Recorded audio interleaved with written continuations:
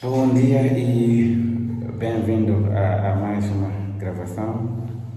Eh, Hoje pretendemos falar sobre a Constituição em assistente, em alguns processos específicos, como fomos sugeridos para falar desse tema.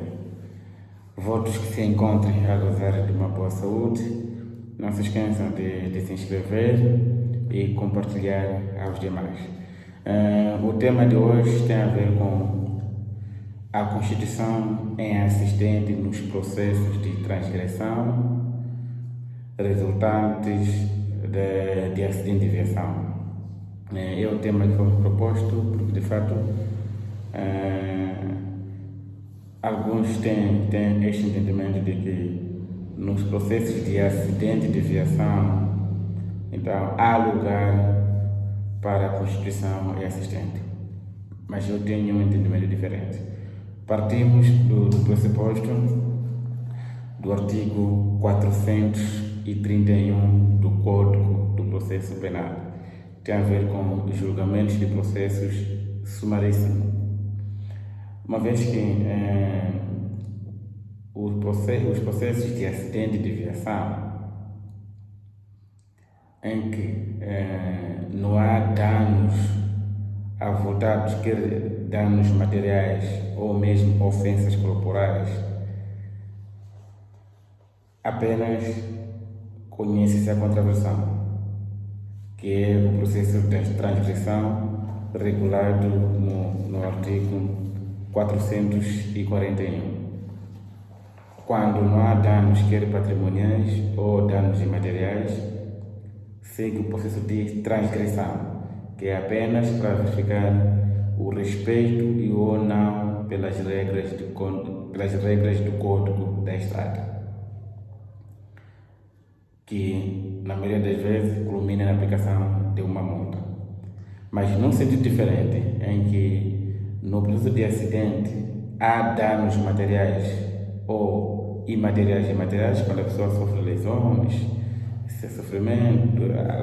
sofre lesões ou hematomas. Então, nessas situações, a pessoa que sofreu deve deduzir uma participação para que o tribunal conheça do processo, para que o tribunal conheça o processo, o crime das ofensas corporais. Sem essa participação, o tribunal apenas vai julgar a contravenção. Então, para que o crime das ofensas corporais seja conhecido neste processo, é importante, é imperioso que o ofendido deduza uma participação criminal. E então, enquanto o processo correr, os dois assumem a posição de coarguidos. Não existe ofendido nessa fase, porque deve-se apurar quem é o culpado pelo acidente e até mesmo a divisão de culpa por este acidente.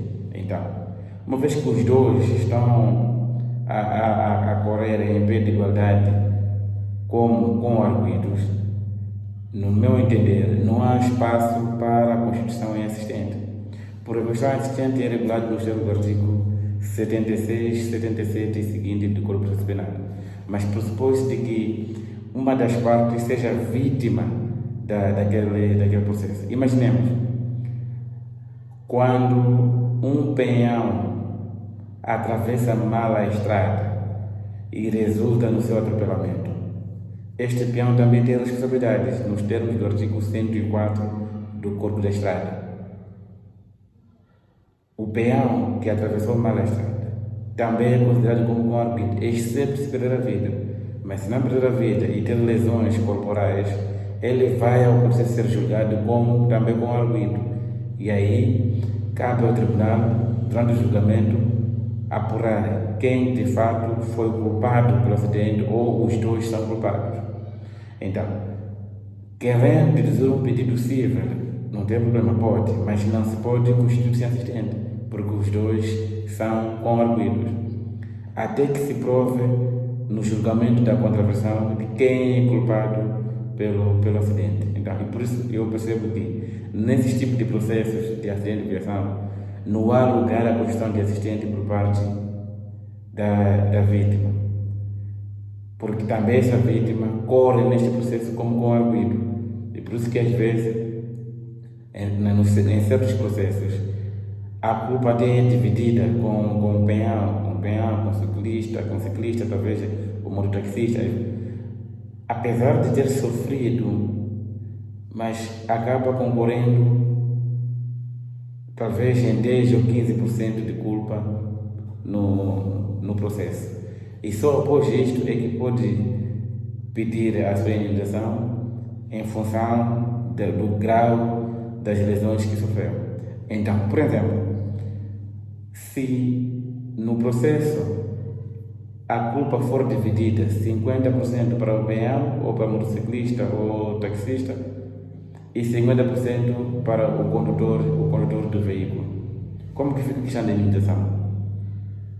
A resposta para mim é simples: ninguém vai pagar o outro, porque os dois foram considerados culpados em 50% sobre o acidente. Então, quem vai pagar o outro? Ninguém. Porque se o peão ou a pessoa que sofreu as lesões corporais demanda uma indenização à outra parte, por exemplo, está a pedir 100 mil meticais, mas ele foi culpado pelo acidente em 50%, os outros 50% é com o outro. Ainda vai dizer que ele vai pedir os outros 50% que não é culpado. Por exemplo, se é 100 mil, vai pedir a indenização de 50 mil, porque a outra parte dele que foi culpado pelo acidente. Não faz sentido se ele também foi culpado. Agora, é diferente quando a maior percentagem é para o condutor e o peão não. Por exemplo, quando é 70% do condutor, 30% ao peão. Aí já faz sentido pedir uma indenização, porque apenas é culpado em 30%. Ainda vai fazendo seu cálculo, subtraindo os 30% que é da sua responsabilidade e reivindica os 70%. Quando é 50-50, eu acho que não faz sentido pedir indenização nesses casos. Apesar que o outro entendeu que não. Mesmo assim, há espaço para pedir indenização. Mas eu não tenho esse entendimento. Então, espero terem gostado do vídeo. Não se esqueçam de compartilhar, se inscrever e sugerir tema. Muito obrigado.